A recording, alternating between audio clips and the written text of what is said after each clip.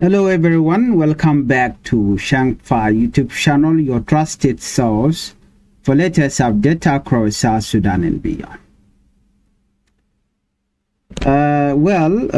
Today we bring you major breaking news from South Sudan and international development that are affecting South Sudanese people, both at home and abroad. In today's report, we will cover three major stories.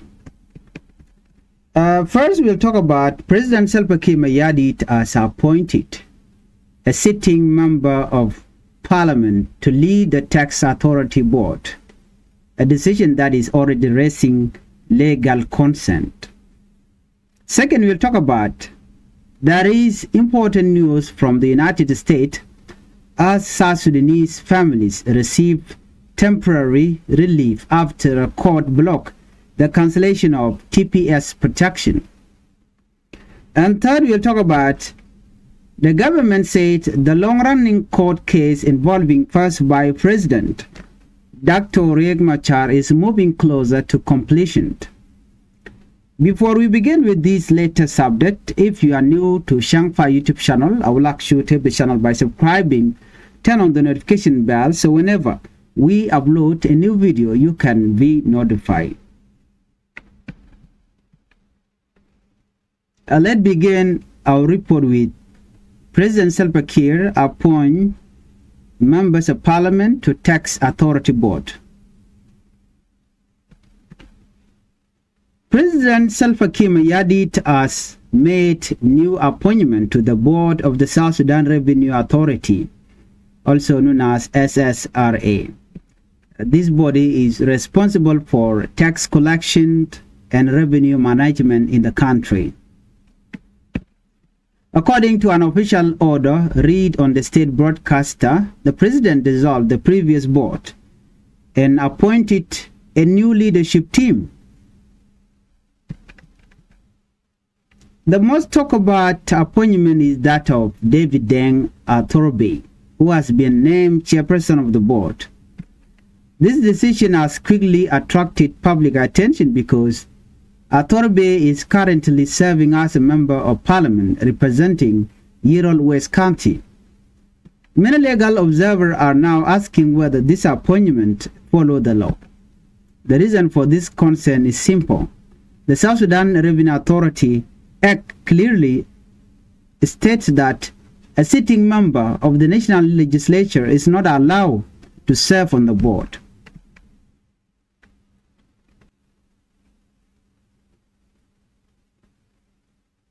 This means the current members of parliament are legally restricted from holding such positions. Because of this law, many people are now questioning whether the appointment is valid. David Deng Athorbe is not new to government service. He is a senior and experienced politician who has served in many important positions over the past years. He previously worked as finance minister before South Sudan gained independence and also served after independence. In addition to that, he has worked in ministries related to labor, transport, and energy. He is also known as a senior member of the ruling SPLM party. Supporters of the appointment say his experience in finance and government administration make him suitable for the position. However, critics argue that experience alone does not override the law. The issue is now is whether the government will respond to the legal concern raised by the public and legal experts. The new board also includes several other senior government officials. These include officials from the Minister of Finance, the Minister of Justice, the Minister of Trade, and the Bank of South Sudan. The SSRA play a very important role in the country economy. It is responsible for collecting taxes and ensuring government revenue is properly managed. Any legal issue involving its leadership could have serious implications for public trust and governance. This story is likely to continue developing in the coming days. Now let us move to an important international story that affects South Sudanese people living in the United States. U.S. court blocked TPS termination for South Sudanese. In major relief for South Sudanese families in America, a U.S. judge has temporarily blocked the government plan to end temporary protected status, also known as TPS. This decision comes after months of fear and uncertainty among South Sudanese immigrants. TPS is a legal protection that allows people from countries affected by war, disaster, or dangerous condition to remain temporarily in the United States. Last year, the U.S. Department of Homeland Security announced that TPS for South Sudan would end. Officials claim that conditions in South Sudan are improved enough for people to return home safely, but many groups strongly disagree with that claim. Human rights organizations and immigrant advocacy groups argue that South Sudan remains unsafe. They pointed to continued conflict, political violence, humanitarian crisis, and food shortage in the country. A recent report from the United Nations also show worsening conditions. There have been more clash between governments, forces, and opposition fighters. This directly challenged the earlier claim that South Sudan had become safer. Now, a U.S. judge has ruled that the government attempt to end TPS was unlawful. The court say proper legal procedures were not followed. As a result, the termination has been paused. This means South Sudanese TPS holder can continue to live and work legally in the United States for now. This decision affects more than 200 South Sudanese people already protected under TPS, as well as dozens of pending applicants. Community leaders welcome the decision. They say it brings much needed relief to families who have been living in fear for months. Many South Sudanese families in America have lived there for more than 10 years. They have built life, raised children, and contribute to their communities. Legal groups involved in the case say they are prepared to continue fighting until permanent protection is secured. This case is part of a wide legal battle involving TPS protection for African communities, including Ethiopian and Somalis. For many South Sudanese abroad, this ruling offers hope, but the future remains uncertain as appeal continue.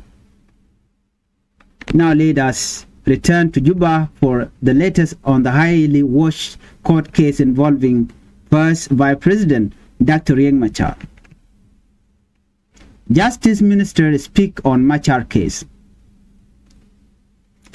South Sudanese Justice Minister Michael Makwelwes has said the case involving first Vice President Riek Machar is moving forward and may soon be completed.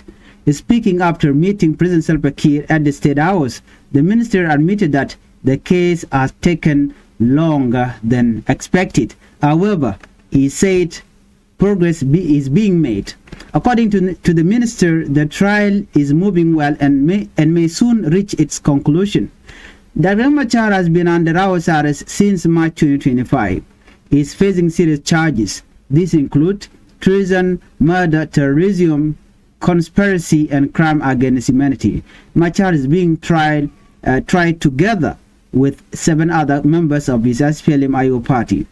Among them are senior political and military figures. The government accused them of being linked to the deadly Nasser attack in March 2025. According to prosecution, opposition forces and Norway army fighters attacked government soldiers in Nasser. The government said 257 soldiers were killed during the attack. They also claimed that military equipment worth millions of dollars was destroyed or seized. The court has now held dozens of sessions. On Wednesday, the defense team complete course examination of a digital forensic expert from South Africa. This expert was hired by the prosecution to analyze phones and laptop linked to the accused. The trial has attracted both local and international attention. International bodies, including the African Union, have called for Machar release. They argue that his participation is important for peace talk and the planned election.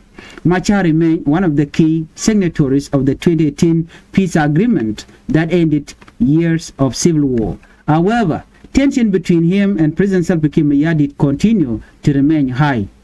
Many observers believe the outcome of this case could have major implications for South Sudan's political future. With the election expected in December 2026, the country remains at a critical political moment.